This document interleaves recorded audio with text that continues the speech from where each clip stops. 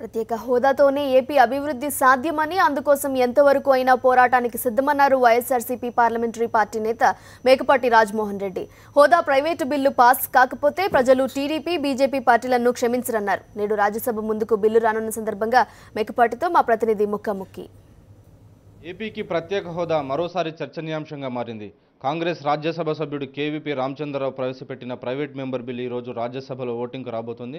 So voting సమయంలో NDA దీన్ని గట్టెక్కిస్తుందా, ఎన్డీఏలో భాగస్వామిగా ఉన్న తెలుగుదేశం పార్టీ వైఖరి ఎలా ఉండబోతోంది, బీజేపీ అసలు దీన్ని ముందుకు తీసుకెళ్తుందా, ఈ అంశంపై మనతో మాట్లాడేందుకు వైఎస్ఆర్సీపీ పార్లమెంటరీ పార్టీ నేత మేకపాటి రాజమోహన్ రెడ్డి మనతో ఉన్నారు. ప్రత్యేక హోదా మరోసారి చర్చనీయాంశమైంది. పార్లమెంట్లో ఇది ఈరోజు మళ్ళీ రాబోతుంది, రాజ్యసభలో ఓటింగ్కి రాబోతుంది.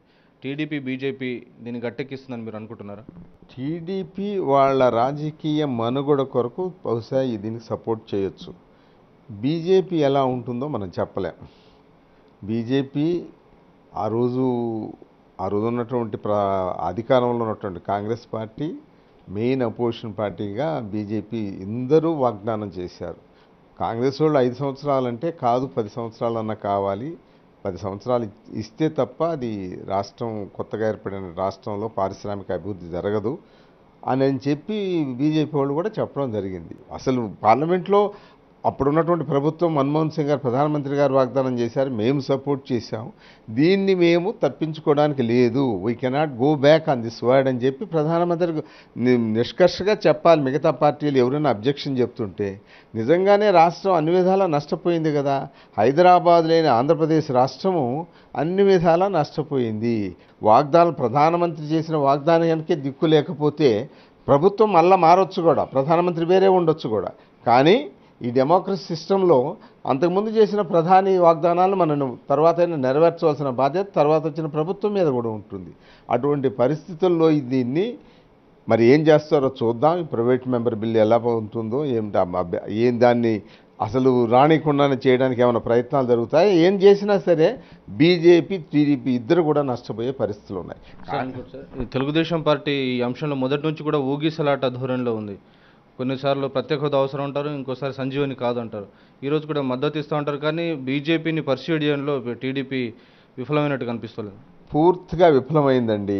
తెలుగుదేశం బీజేపీ నుంచి ఇచ్చినటువంటి హామీలని తీసుకోవడంలో నెరవేర్చుకోవడంలో కూడా పూర్తిగా విఫలమైంది.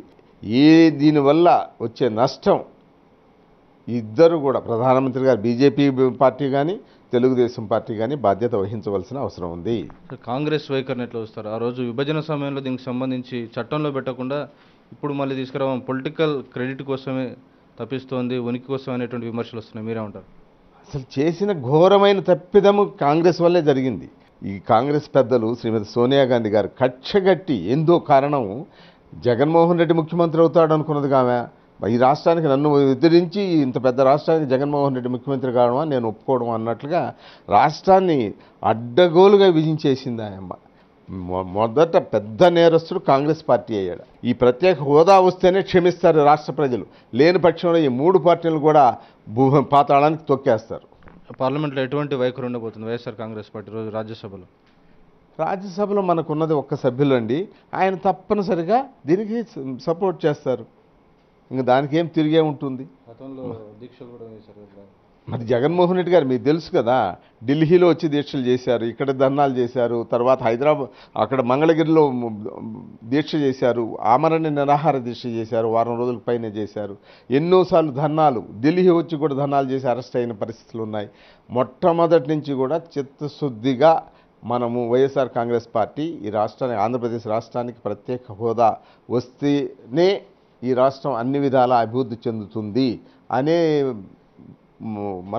మన అభిప్రాయంతో తప్పనిసరిగా రావాలనే మన ఆకాంక్ష.